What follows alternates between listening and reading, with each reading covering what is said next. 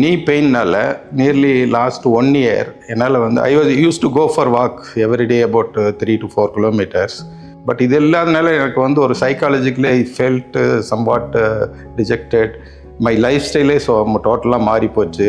எங்கேயுமே வெளியே போகிறதுனாவே ரொம்ப கஷ்டமாக இருந்தது. Even avoided going to some places.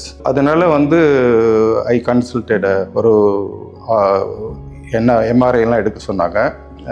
எக்ஸ்ரேலாம் எடுத்து பார்த்துட்டு நீ ரீப்ளேஸ் பண்ணணும், அப்போ தான் வந்து இதை சரி பண்ண முடியும் அப்படின்னு சொல்லிட்டாங்க. என்னோடய ரிலேட்டிவ் ஒருத்தரை நான் அவர் யூஎஸில் இருக்கார், அவர் கன்சல்ட் பண்ணேன்.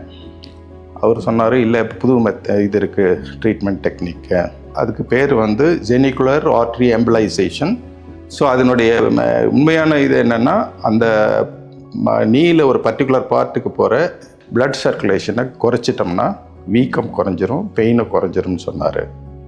ஸோ நான் வந்து அவர் எங்கே பண்ணலான்னு கேட்டேன். அவர் வந்து இங்கே மெயாட்டுக்கு போங்க, அவங்க எல்லாம் நல்லா பண்ணுவாங்கன்னு சொன்னார். ஸோ நான் இங்கே மெயாட்டுக்கு வந்துட்டு இன்டர்வென்ஷனல் ரேடியாலஜிஸ்ட் டிபார்ட்மெண்ட்டில் போய் பார்த்தேன். அவங்க பார்த்துட்டு இதை செய்யலான்னு சொன்னாங்க.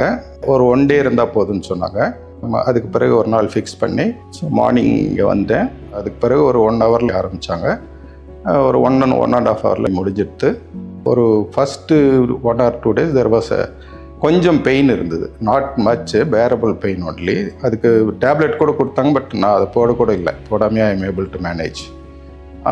அதுக்கு பிறகு கொஞ்சம் கொஞ்சமாக பெயின் குறைஞ்சிச்சு. Within 4-5 days it became normal. Now I am able to walk freely without any pain.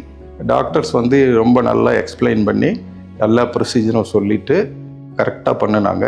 அதனால் எனக்கு வந்து ரொம்ப சந்தோஷம். And I got back my life style and also I am very happy thanks to மெயாட்.